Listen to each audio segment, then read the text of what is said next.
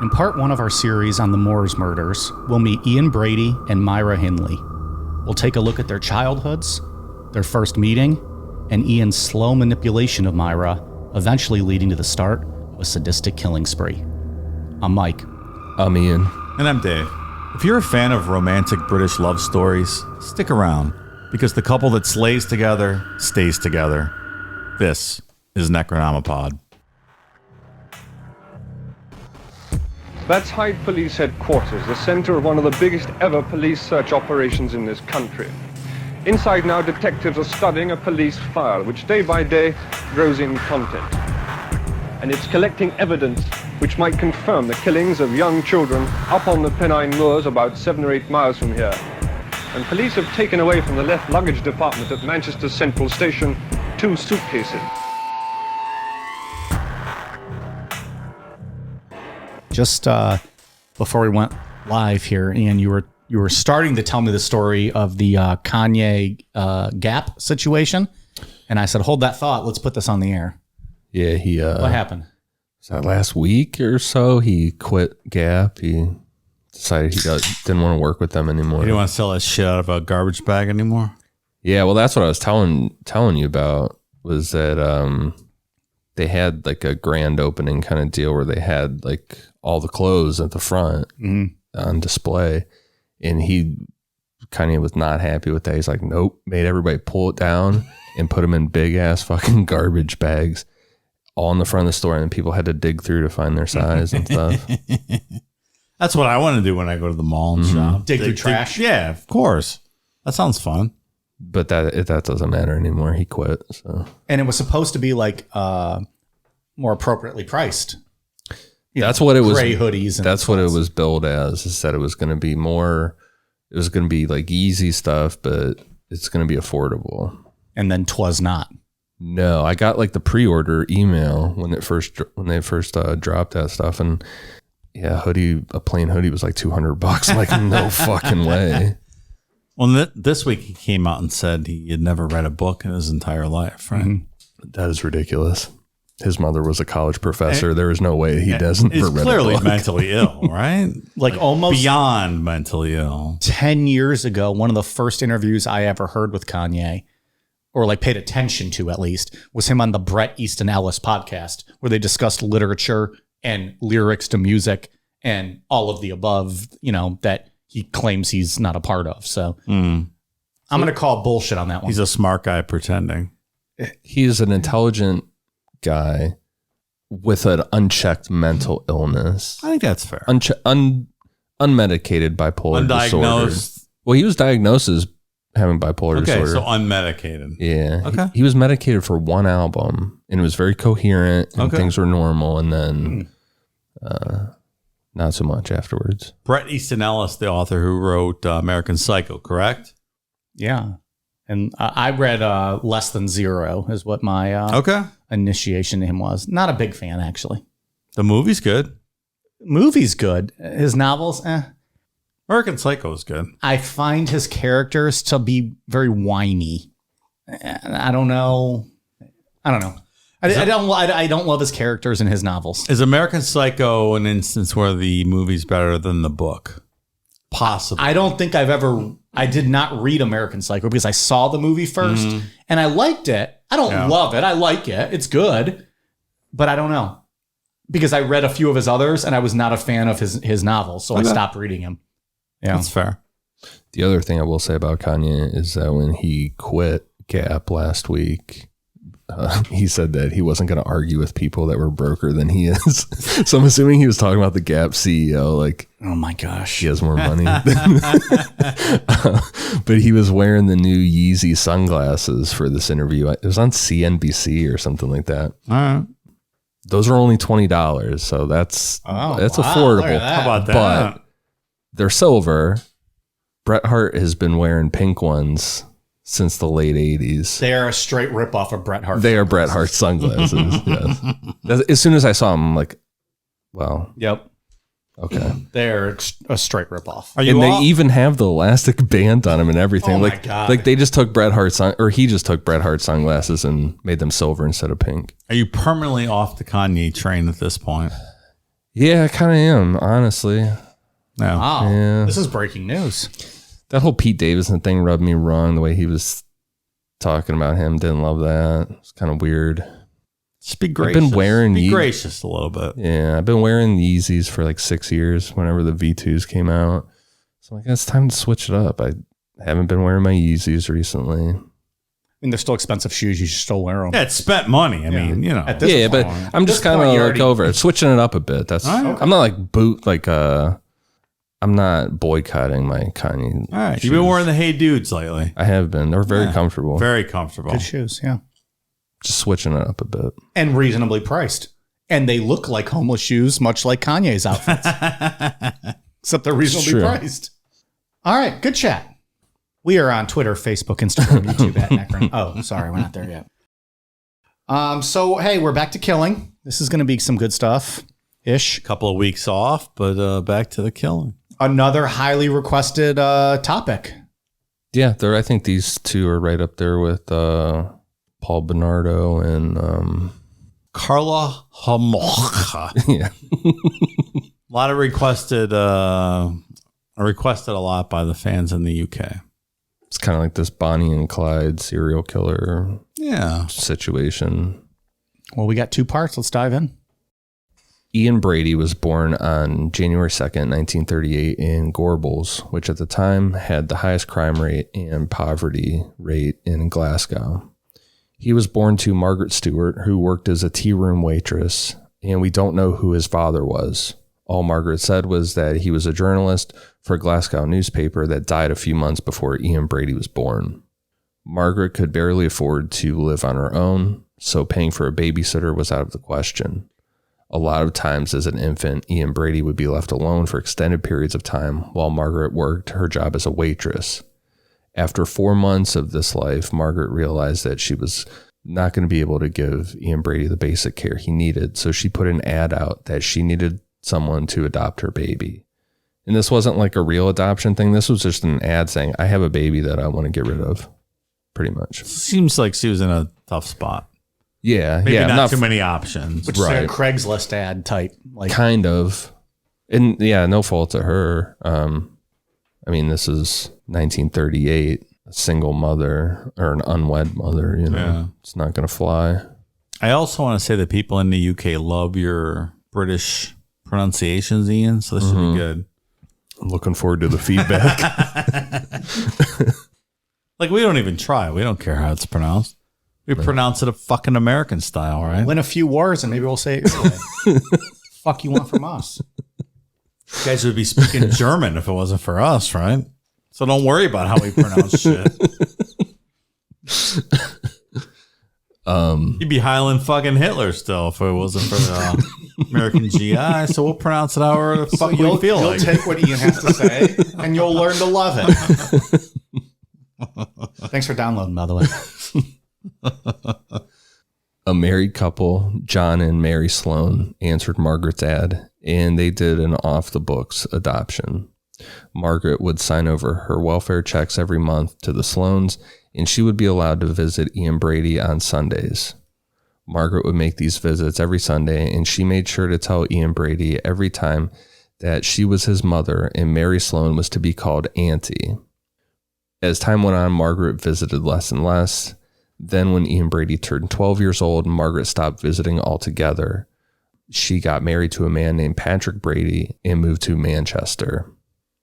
The Sloans had 4 children of their own before they brought in Ian. And it wasn't like this thing where they brought home a baby to get extra money from Margaret's government assistance or anything like that. They provided Ian Brady with a loving and stable household. He just didn't care to be a part of it. In his early childhood, the Sloans described him as, quote, lonely, difficult, and angry. However, hindsight being 2020, the Sloans did admit that they should not have allowed weekly visits with Margaret because it's just not healthy. It's confusing to a child. And then, especially when she's hammering it into him that I'm your mom. And then she just kind of You're like, cuts well, out. why don't I live with you, Mom? Right. And then she just leaves. Yeah. So they seem like generous, Yeah. I don't know, nice people that were just trying to do some good in the world, not, for financial gain or anything like that. Yeah, that was just like the deal on the side. They're like, okay, yeah, we'll take him. But they saw an ad in the paper. They're like, well, we have the capacity and the resources to help this family, right? And there's something to be said about being left alone in a crib for hours at a time. I know there was like a mini documentary. I can't remember what it was. Russian orphanages, or right? Chinese, yeah, absolutely. That those kids end up like kind of like sociopaths because they're just left distant and unable to form attachments. Yeah, because they're just left alone completely, absolutely, with no attention. Everybody, even if you don't make that instant connection to your mother at the point of birth, sure. So yeah, I think there's possibly right off the bat with Ian Brady, there's some damage done that can't be undone. That makes sense. Ian Brady recalled a moment from his childhood when he was 9 years old that the Sloans corroborated. So it wasn't like made up serial killer shit like Pee Wee Gaskins making eye contact with the cobra when he was 6 years old. Hey, look, Harry Potter was Apostle Tongue and he spoke to cobras. So do you remember Pee Wee? Said he looked at that cobra and got hard when he was like 5 years old. I do not, but that's awesome. He told a story going to the fair and someone was like a cobra, like was able to control a cobra, and then they made eye contact. And when him and the cobra made eye contact, he got hard. Fuck yeah, he did. 5 years old. I'm a real boy. That's a real boner. So when Ian was 9 years old, the Sloans took him out of the Gorbals for the first time. They went to the moors of Loch Lomond, where they spent the day having a family picnic. After they ate and the kids played, the family decided to take a nap in the grass. When they woke up, they couldn't find Ian. And here he was about 500 yards away at the top of a very steep hill. For an hour, Ian stood there and just stared at the sky and the view from where he was standing. And the Sloans were yelling for him to come back, but he wouldn't acknowledge them or turn around. Eventually, his two brothers climbed the hill and got him to come down. And on the way home, back to the Gorbals, the Sloan said that Ian was the most talkative he had ever been in his life. And Ian later said that it was the most profound experience he had ever had in his life that lasted into adulthood. It's like he bonded with the moor? Just this sense of alone, like I'm completely alone up here and I can do whatever I want. Yeah. That's what it seemed like, this real powerful feeling of I'm out of the slum area. Yeah. I'm in the open. I guess it's a big, like for Americans, I guess, who don't know what a moor is, it's just a big open tract of land. Yeah, I had to look it up to see what it was. They might be covered with, I guess they say like heather, which is like a shrubbery kind of, or it could be a wetland, sort of like a bog, like we would call it. But it's just like, and there's like big hills and stuff and dips in there. An open thing of land. Yeah. Maybe partial water, maybe not. So for a kid that's Midwest, Ohio, it's Midwest United States. All the Midwest United States. Or the Great Plains even. Yeah. So for a kid that grew up in the slums in the crowded city, kind of a culture shock and just kind of absorbing it. Yeah.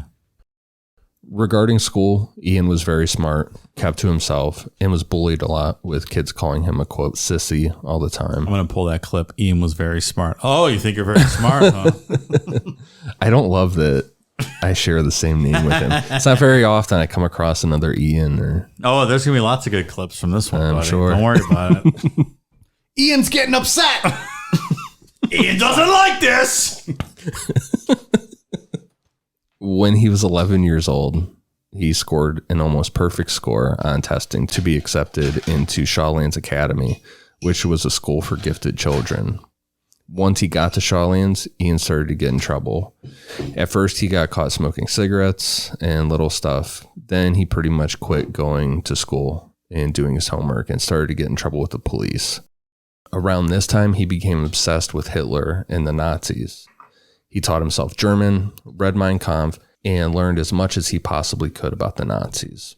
So it's going a little off the rails with that. It seems odd, a natural enemy of his people, right? That were essentially bombing his land several years before, that you would be looking up to the Nazis, right?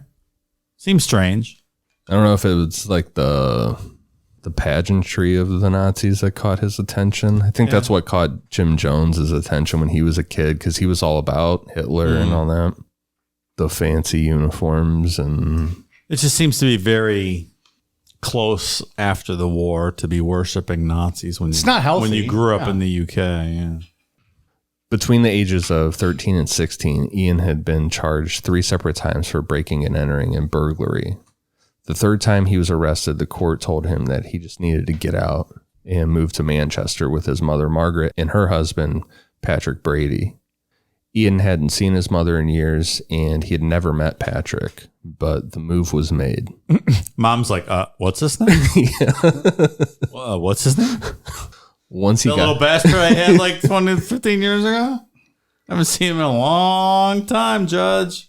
It's pretty wild that the court just forced that. It's weird. There's like, nah, you're going to take your kid not sure back. I'm going to even recognize him when he gets there with a suitcase, you know what I mean?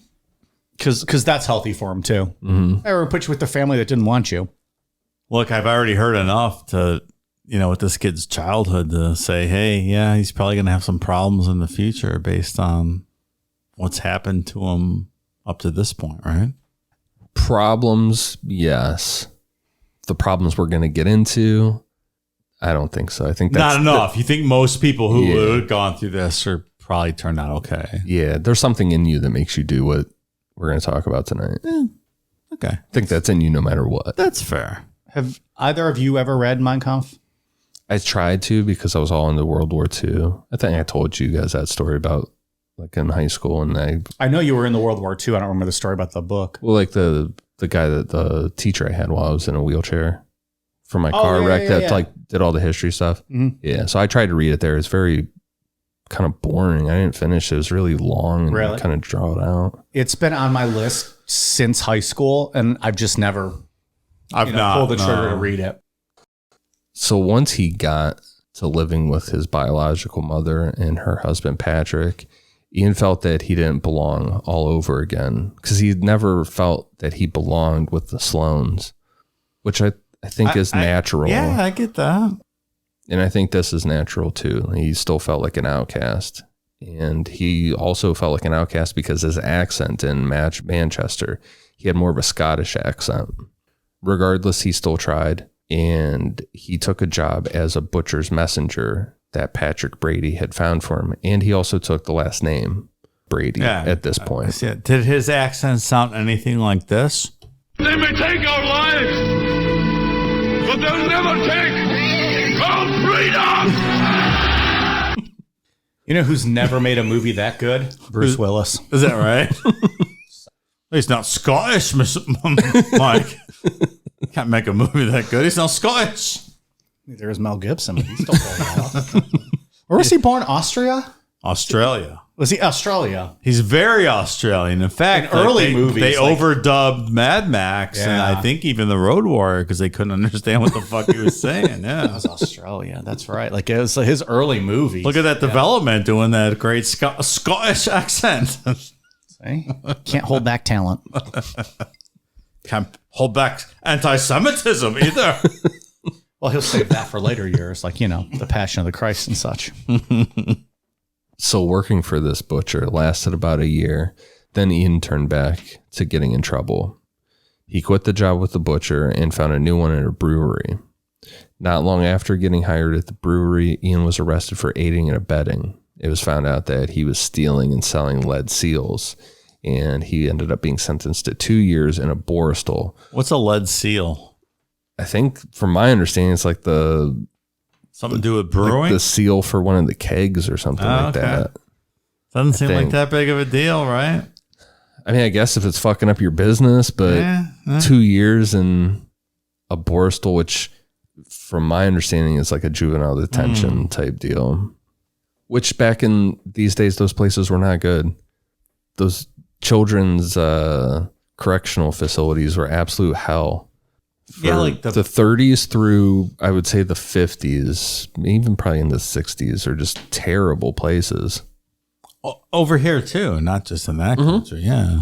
No, I mean, Charles Manson, we'll get to him, obviously, someday, but his stories from being in the children's reformatory thing, It's terrible.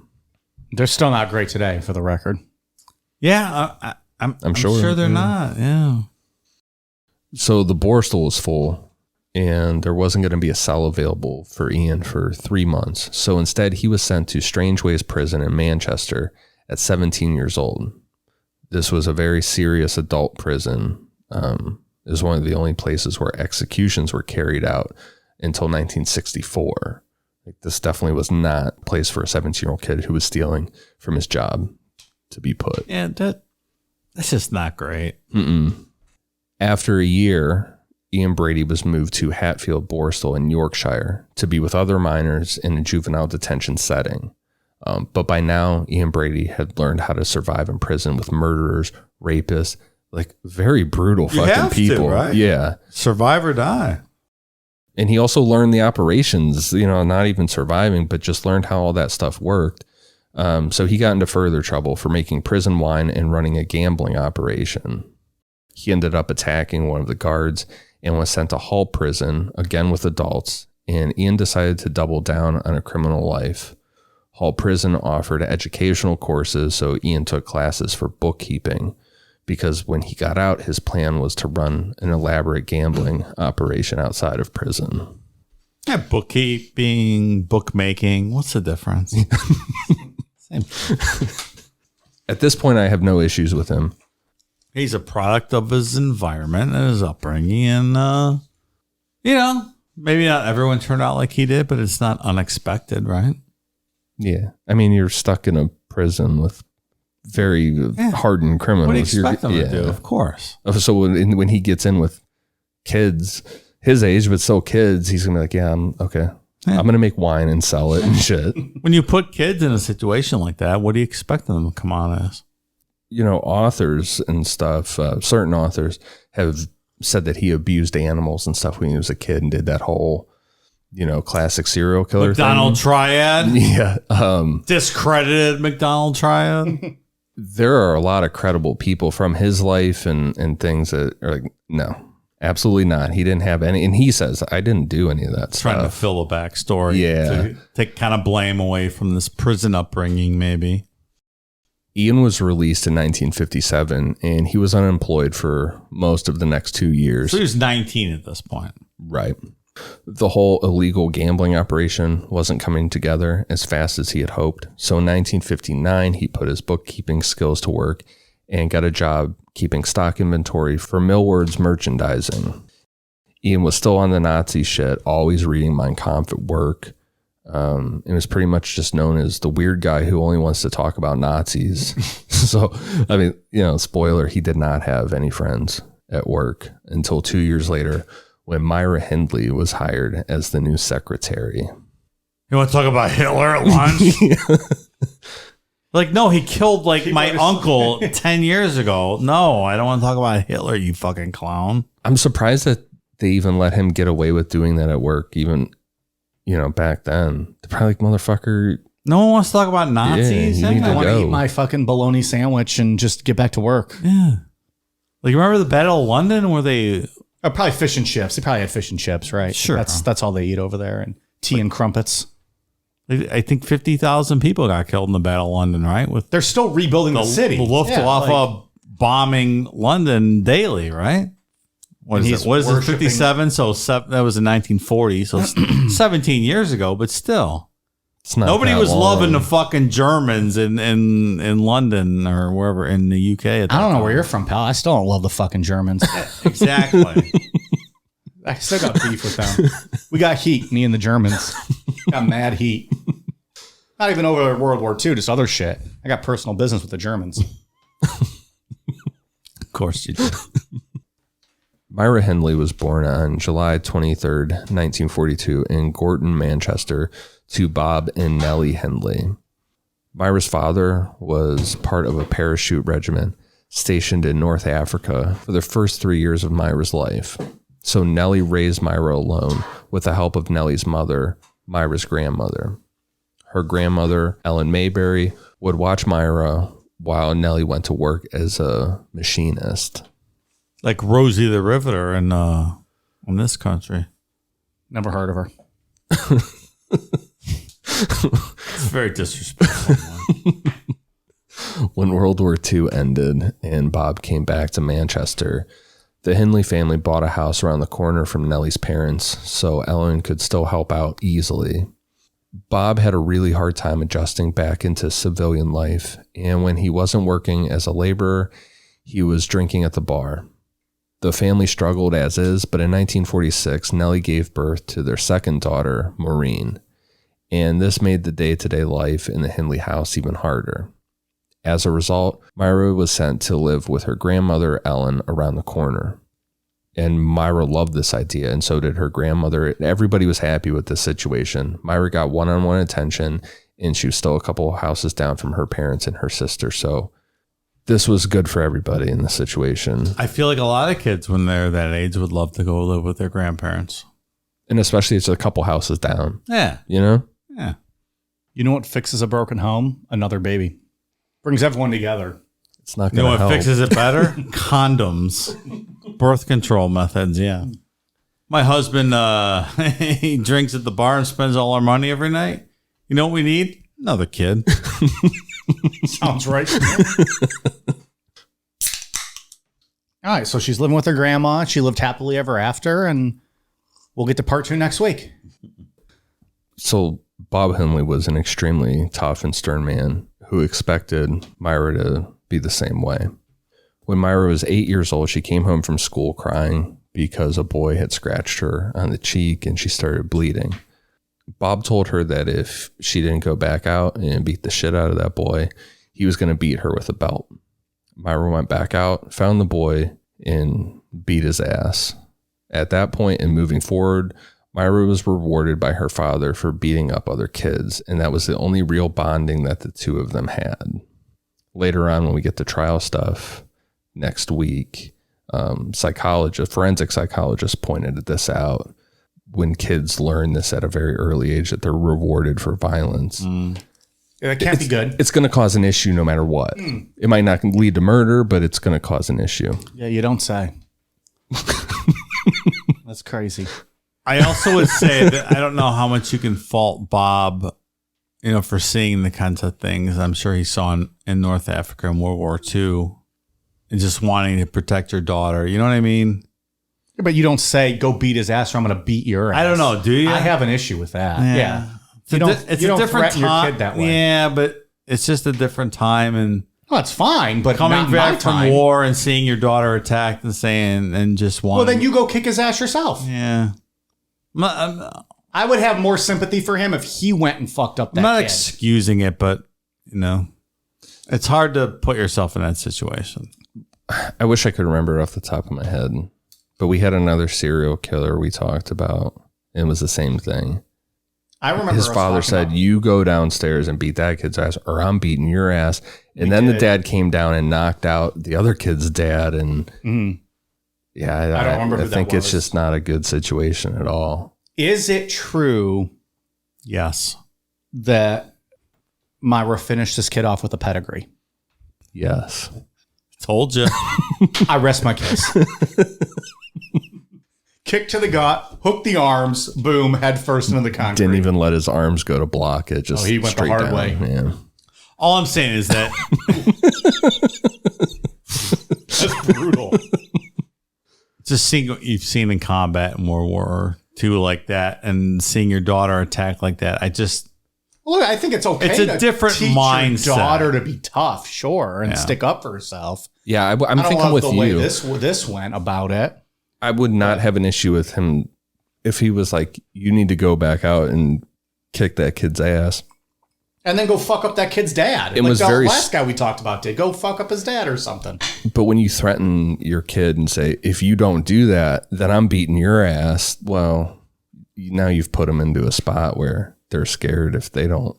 all I'm saying is it's a complicated situation. Different times, maybe. Different times, complicated situation.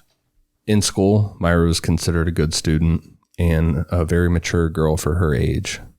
She had issues with attendance because her grandmother would let her stay home every time Myra said she didn't feel well.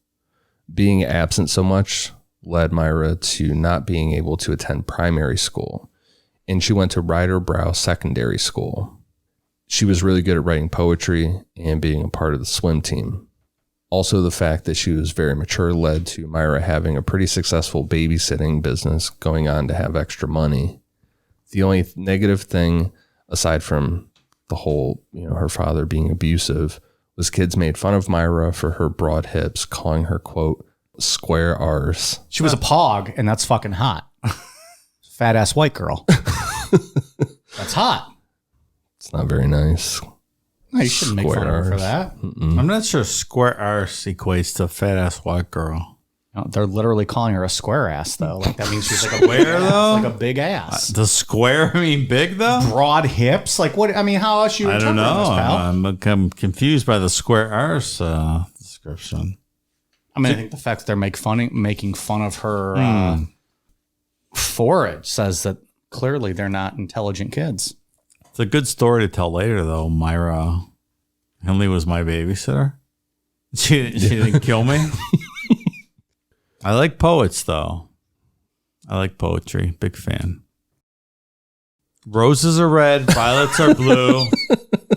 Pineapple on pizza. I'd rather eat poo. Oh! You're going to upset a lot of listeners, pal. It is so disappointing to know. Like, I assumed our listeners had terrible taste because they listen to this podcast. But there are so many of them that love pineapple on pizza. It is enraging. I think it's like a 50-50 thing, right? I don't know, man. When we did that poll earlier on in our show, like before we had many listeners, the pineapple on pizza won handily. I'm afraid to do another poll. It's such a... Like, I feel like it's going to be 60-40 pineapple. It's just not a good taste. And that makes me want to punch people. How do you have any... Like, I'm not a fan, I guess, in general. So maybe this is where mine stems from. Here's my therapy session. I don't like the whole sweet savory combined thing. No. I either want sweets, which is not often, but occasionally, or I want savory. I don't want fucking pineapple on my pizza. Pizza is one of the greatest things our shitty society has ever come up with. Why are you ruining it by putting a fruit on it? Like a sweet fruit on a pizza that's supposed to be savory with meats and cheeses and delicious vegetables. Fuck you. If you have Hawaiian pizza as your go-to. I wasn't even thinking about this, but now Dave got me all fired up. It's disgraziato. Oh, don't even, man. That's Italian Mike would say. Italian Mike might be in prison if he... I'd rather lick the toilet bowl than eat of the pineapple of pizza. I'd rather put my tongue up your diarrhea asshole than eat of the pineapple of pizza. I just don't get it. I'd rather eat a Casey Anthony abortion than eat a pineapple on a pizza. She takes care of her abortions herself, pal. All right, well, thanks for getting me all hot, pissed off now at people. I'm going to Naples, Italy this week, and I'm pretty sure there's no fucking pineapple on the pizza. I dare you to ask. Should I? Well, I'm in Naples. No, because you're getting gutted out back. Well, you're going to be on the next pizza, pal. I'm in Naples, Italy. Can I get the pineapple on my pizza pie? Ow! Good luck. I look forward to that. Please record it.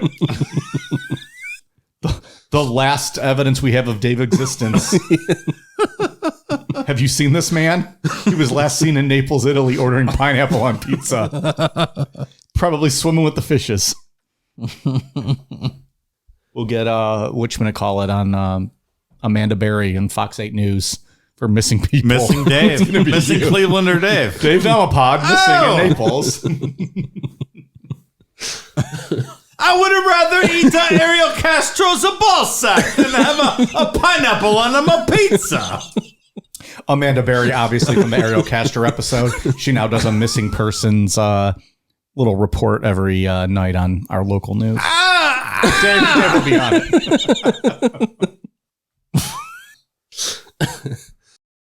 So throughout school, Myra became friends with a boy named Michael Higgins, who was 2 years younger than her.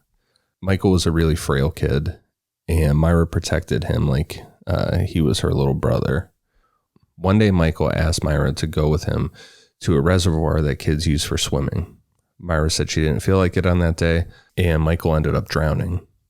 Myra blamed herself for the accident, saying that since she was on the swim team, she could have saved Michael if she wouldn't have told him no. That's a tough one. Yeah, that's tough. I would not love that. Yeah, there's no way to go about that other than it's a tough situation. Michael's accidental death caused Myra grief to the point that she couldn't be controlled. Myra would go from crying hysterically to laying in bed for days not making a sound. The only time she would leave the house was to go to a local church every night to light a candle for Michael. Myra got herself baptized into Catholicism, which was the religion Michael's family belonged to. And after this, Myra ended up dropping out of school. She went to great lengths to get baptized into Catholicism. Is it that hard? She went under a fake name. She went under the name Veronica and kind of faked this whole scenario to be able to get baptized. It's very odd.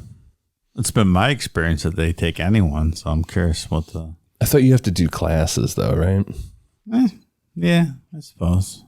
She just wanted to bypass all you the... just kind of show up every week, technicalities. right? You even do that too. Yeah, I love Show Jesus. Baptize me.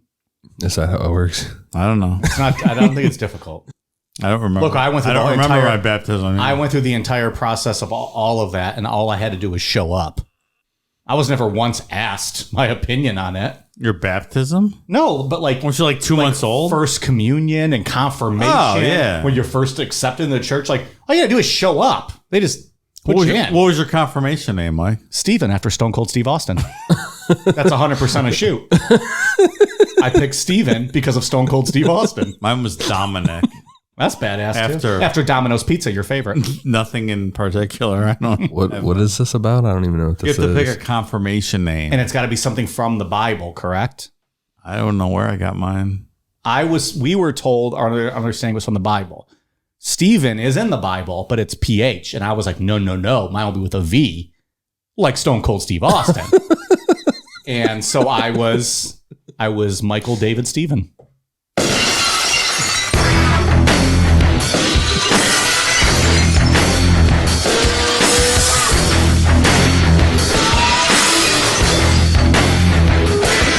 Hell yeah, brother. And when the priest goes, oh, Michael, why did you pick this name, Stephen? And I go, you sit there and you thump your Bible and say your prayers, and it didn't get you anywhere. Talk about Psalms, talk about John 3:16. Austin 3:16 says, I just whooped your ass. And then you hit him with a stunner. And that was it. And You I hit was the priest with a stunner I was on confirmed. the altar. opened up two Pepsi Colas, drank them, and walked off. 2 wine chalices. Right. Blood of Christ, motherfucker. And then they hit my music, and I walked out, and that was it. Michael David Stephen. So what's the name about? Yeah, I don't know, pal. Oh, okay. I don't remember I never heard that why before. you had to have a name. I don't remember either. I don't know where I got that name, but Does anybody ever remember that? no. And not. refer to you as No, that? absolutely not. No. In a word, no. I mean, I was in Catholic school, so there's a kid in my 8th grade class like, yeah, I'm not ready for all that. That kid's my hero to this day because he's like, yeah, I don't want to fucking do that. I'm just like, yeah, I'm going to go with the flow with everyone else. But Which is how 99% of it was. Right. I remember thinking okay, this is what I'm supposed to do. You have to do this. yeah. So I look back on that kid to this day and I go, kid was fucking awesome. Mm-hmm. He's my hero. Well, he's in prison now. But still. And he's going to hell, obviously. That unconfirmed motherfucker is my dude. His name was Ariel Castro.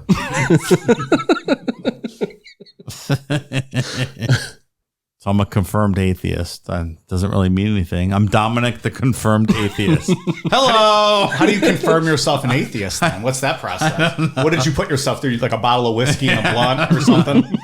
A Black and Mild and a liter of Crown Royal? I read a book Saturday. and I'm like, oh, look, I'm enlightened now. This makes more sense than my 12 years of education in a Catholic school in the first 2 chapters. Yeah, this is what I am. That is, I know I say a lot of bullshit on this show.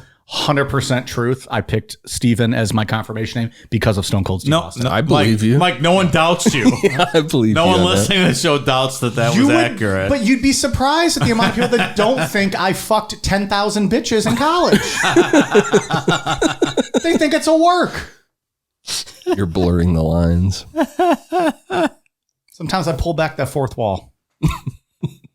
That's good. Transparency. Hashtag transparency. Hashtag Steven with a V. You're not putting PH on my fucking confirmation certificate, father. I give him the middle fingers and stuffed his ass.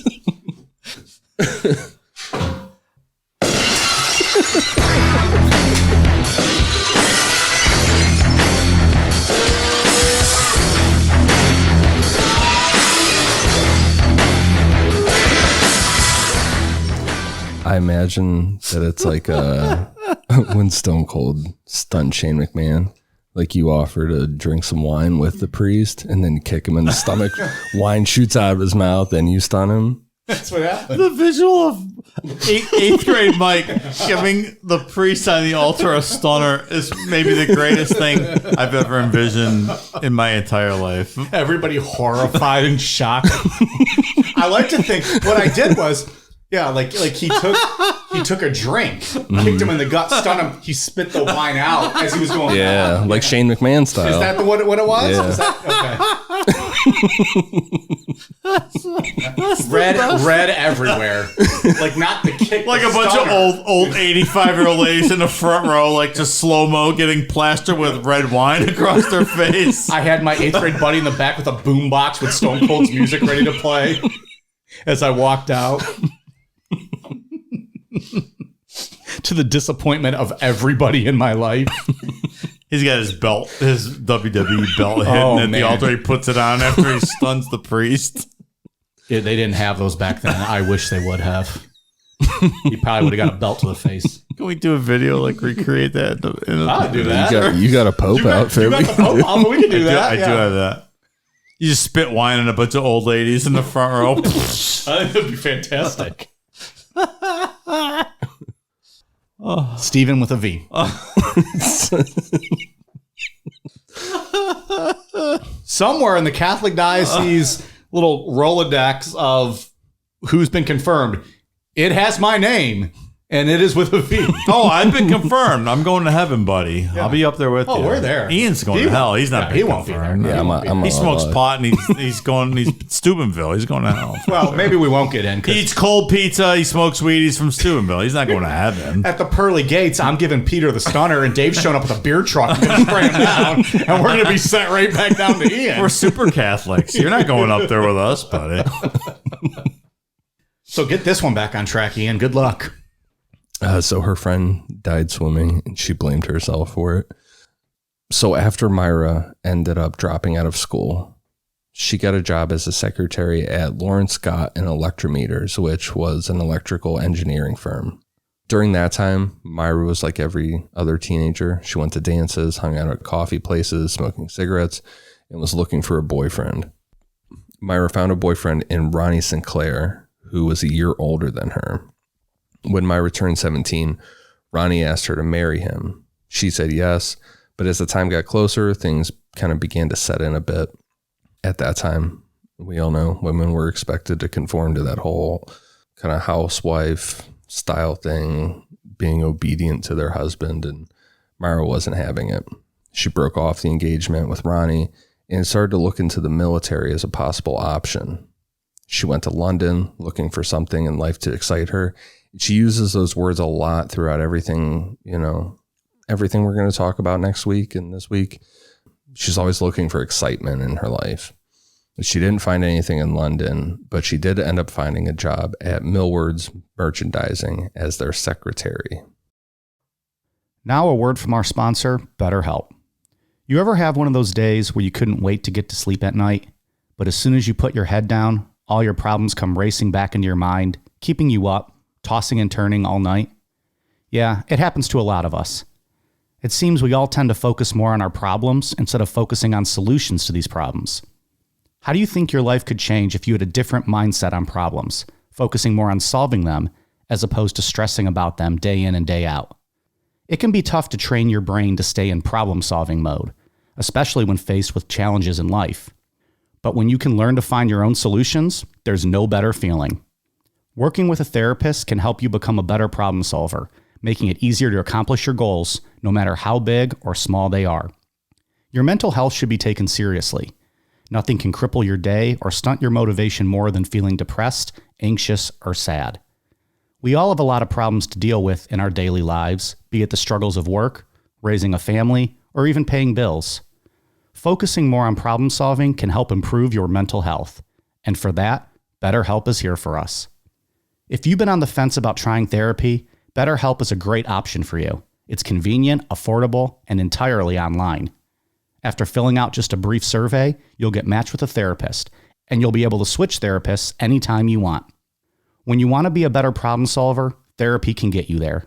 Visit betterhelp.com/necro today to get 10% off your first month.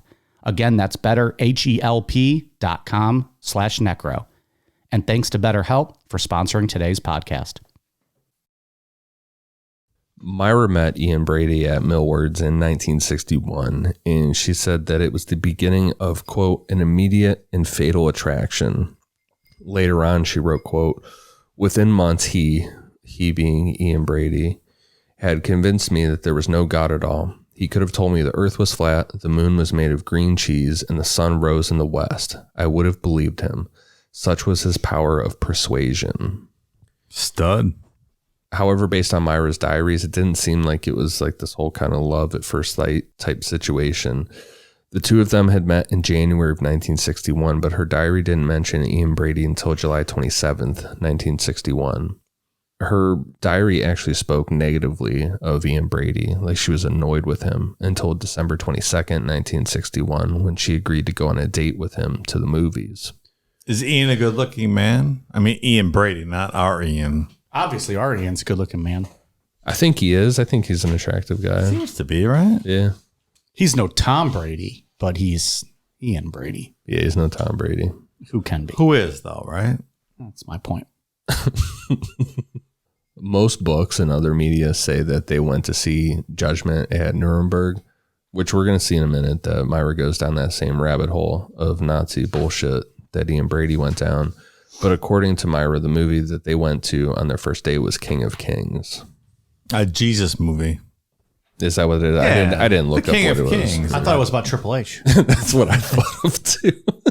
He's the King of Kings. It's about Jesus. Have you ever watched the real wrestling? King of Kings? Well, sir.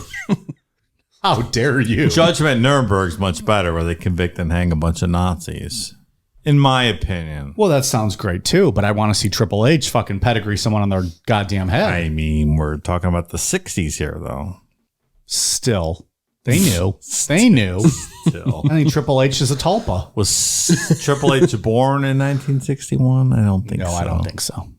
How old are you, Dave? Legitimately? I'm 50 years old, Mike. Thanks for asking. You're older than Triple H, I think. How old is Triple H? I don't know. And you weren't born in 61, clearly. So. I was born in 71, Mike. Look at that. Thanks for clarifying. You're a whole decade older than this. Good job, pal. See, you can make some old jokes now about them.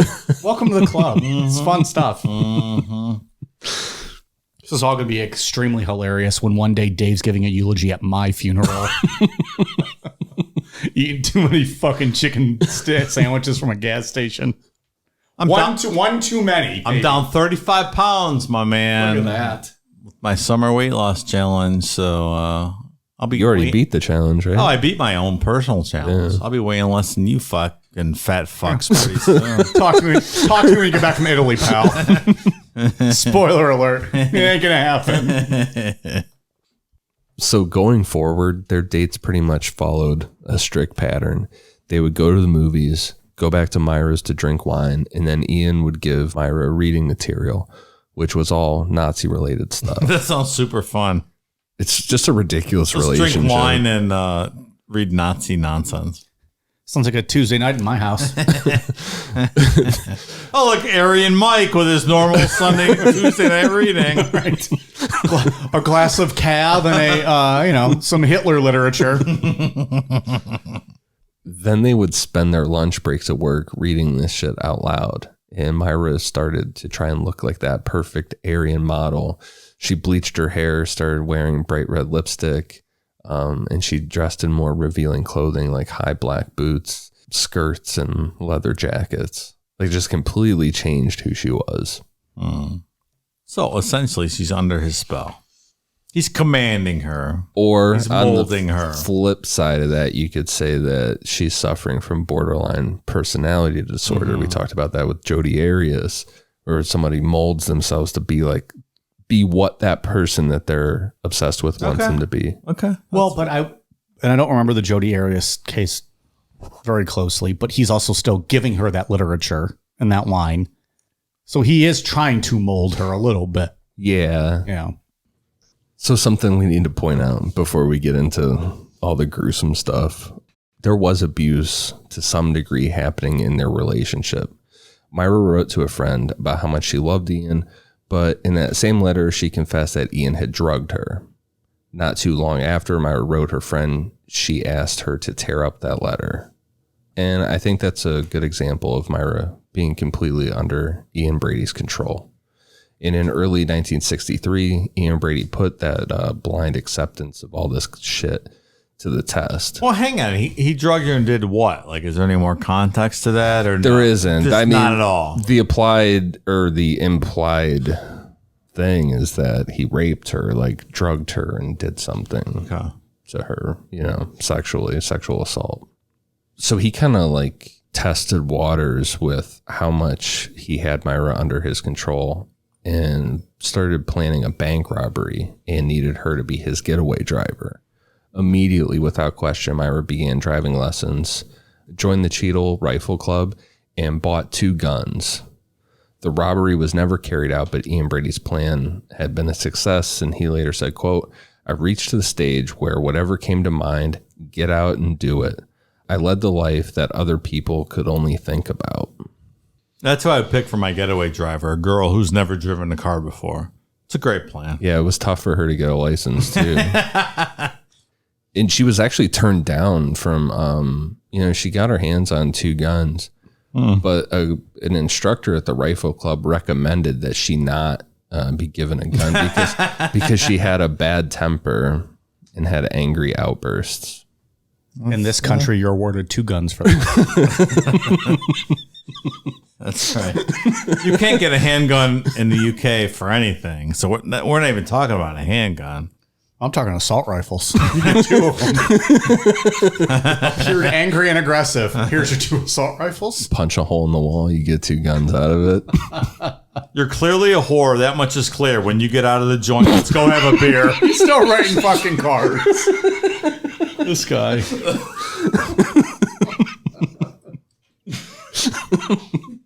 All right, new line coming to necronownpod.com. Dave, you better write these up.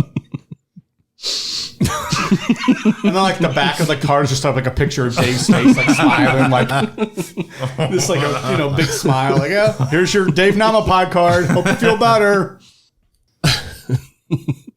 You can't drive for shit, so now you're in jail. As soon as you're paroled, let's. I got it. He hit a wall. Hey, you came up with some bangers. We're good. We're right on those. So while this really toxic relationship was ramping up, the 2 of them got into photography. Ian already owned an entry-level camera, and he would take pictures of Myra and her dog Puppet. Then eventually they bought a higher-end camera and invested in darkroom equipment. When you look online, there's lots of pictures of Ian and Myra together, because that's how they spent a lot of their time together, was kind of taking selfies and pictures of each other. By June of 1963, Ian Brady had moved into Myra's grandmother's home, and by the beginning of July, he had started to talk about how to, quote, commit the perfect murder. In less than 2 weeks from Ian Brady talking about committing the perfect murder, he and Myra were out looking for a victim. On July 12, 1963, 16-year-old Pauline Reed was getting ready to go to a dance at the Railway Workers Social Club with her friends Barbara, Linda, and Patricia. Her friends' parents found out that there was going to be alcohol at this dance, so the three girls weren't allowed to go. Pauline decided that she was going to go alone, so at 8 p.m. she started walking. Her friends Patricia and Dorothy saw Pauline leave and decided to follow her. Like, they wanted to see if Pauline was actually, like, kind of going to get up the nerve to actually go to this dance alone. The girls took a shortcut so they would get to the club before Pauline did, but Pauline never showed up. When midnight rolled around and Pauline wasn't home, her parents went out looking for her. The next day they called the police and still nothing. It's kind of like she just vanished. Earlier that day, on July 12th, Ian Brady told Myra that it was time to commit the perfect murder. After work, he told her to drive a van they borrowed around while he followed on his motorcycle. And when he spotted a victim, he would flash his headlight. Driving down Gorton Lane, Ian Brady saw a young girl and signaled to Myra, but she didn't stop because she recognized the girl as an 8-year-old who lived next door to her mother. Sometime after 8 p.m., Ian signaled for Myra to stop, and at that point, Myra picked up Pauline, offering her a ride to the dance. Pauline knew Myra because Myra's younger sister, Maureen, went to school with Pauline, so she had no issue getting in the van. Also, Maureen and Pauline had dated the same local boy, 15-year-old David Smith. Once Pauline was in the van, Myra asked her to help search Saddleworth Moor for an expensive glove that she had lost, to which Pauline said yes. When Ian Brady arrived on his motorcycle, Myra told Pauline that he was going to help find the glove. Myra later claimed that she waited in the van while Ian took Pauline onto the moor. Ian Brady came back alone after about 30 minutes and took Myra to the spot where Pauline was laying dying. According to Myra, Pauline's clothes were half off and she had been nearly decapitated by 2 deep cuts to the throat. When Myra asked Ian if he had raped Pauline, Ian Brady replied, quote, "Of course I did." Myra stayed with Pauline while Ian got a shovel that he had hidden nearby, then went back to the van while Ian buried Pauline. In Ian Brady's account, Myra was not only present for the murder, but she participated in the rape. The boy that Maureen and Pauline had dated was kind of on the wrong path, that David Smith guy. He had been arrested a couple times at that point. Police questioned him, and they were able to clear him as a suspect. So they were left with nothing to go on. He's going to play a big part in part 2. So, Really? Yeah. Okay. Stick around, folks. There's more.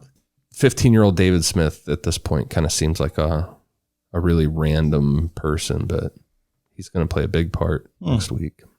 On November 23rd, 1963, 12-year-old John Kilbride and his friend John Ryan went to see a movie that afternoon. When the movie ended at 5 p.m., they walked over to a local market to see if they could make some extra money, helping vendors clean up. John Ryan left John Kilbride standing next to a garbage can near the carpet dealer's booth to catch his bus home, and that was the last time anyone ever saw John Kilbride.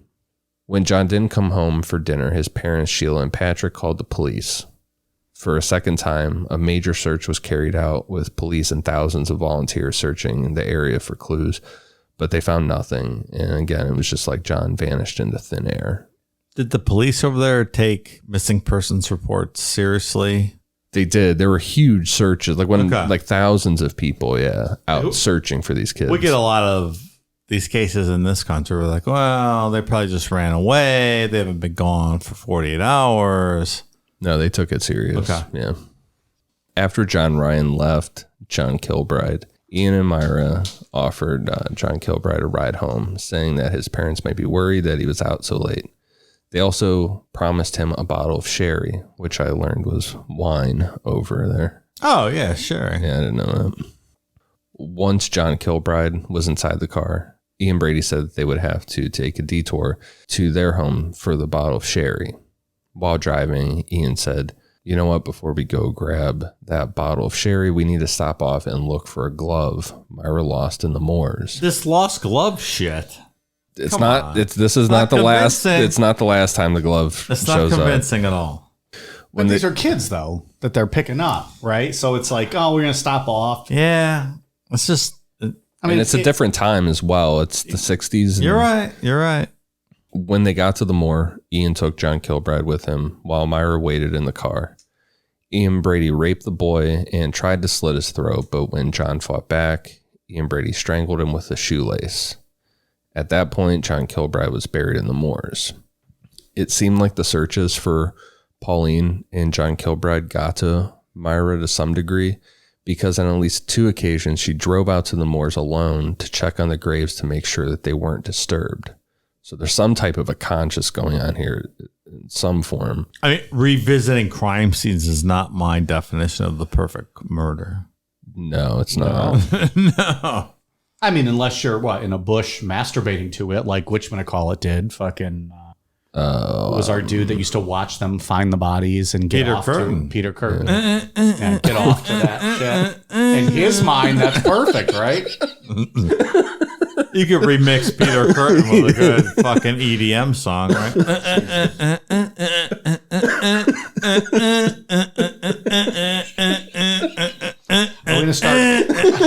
Are we gonna start auto-tuning all this shit? We should.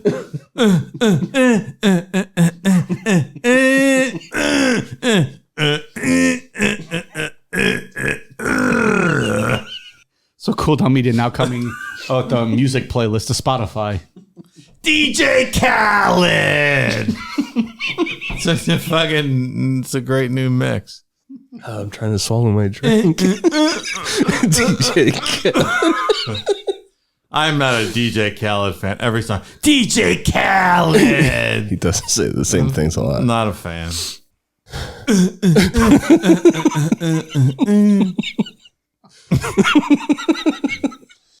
I don't like that guy at all. So we're DJ Khaled. We're not going to be working with DJ Khaled then? No, we're not. Okay, we're not going to reach out to him. It's not good. All right.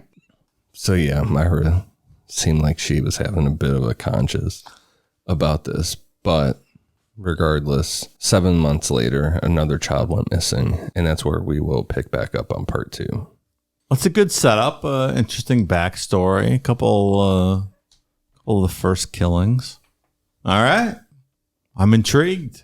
Well, we'll probably save final thoughts for next week. So, Ian, what do you got from shout-out standpoint? For iTunes, I have one for B. Drios 12, Jennifer D 88, Miranda T, Tammy Lynn 410, Ross Hour, an M, and then a whole bunch of J's, Sam 9322, and Kittens McTavish. Thank you guys for the awesome reviews. Dave, what do you got? On the foreign reviews, I have Haley Bernuski from Canada, Naomi from Australia. She spelled it phonetically because maybe she didn't think I could pronounce it properly. IRL Lenny from Ireland, Niccolo81 from Australia, Tino 2602 from Great Britain, Rhiannon UK with an updated review from Great Britain, Vishy Bear from Great Britain, and Alexandra H33 from Great Britain. Thank you very much for these overseas reviews. They're fantastic. On the military shoutouts, I have Daryl Salaveri, Army vet. Thank you so much for your service, buddy. Appreciate it. I love these military shoutouts. They're fantastic. Yeah, we're getting a good amount Big too. fan. So that's Guys, cool. thank you so much for your service. In the DM that he sent me, he said that there's a movie called Outpost on Netflix that is based around the unit that he was in Afghanistan. Yeah. So I'm going to check that out. Good stuff. Thanks, man. Really appreciate it. And thanks for reaching out. All right, we are on Twitter, Facebook, Instagram, YouTube at Necronomipod. Amazon.com, search Necronomipod for all of our merch. Patreon.com/Necronomipod for all of the bonus content. We have a hell of an October coming up. So at least on Patreon, our full schedule is going to be awesome. But Patreon, we got some big stuff coming up. So make sure to sign up if you're interested in checking out our extra content. Appreciate it. Thanks. All right, you guys ready for a cool down beer? Cheers.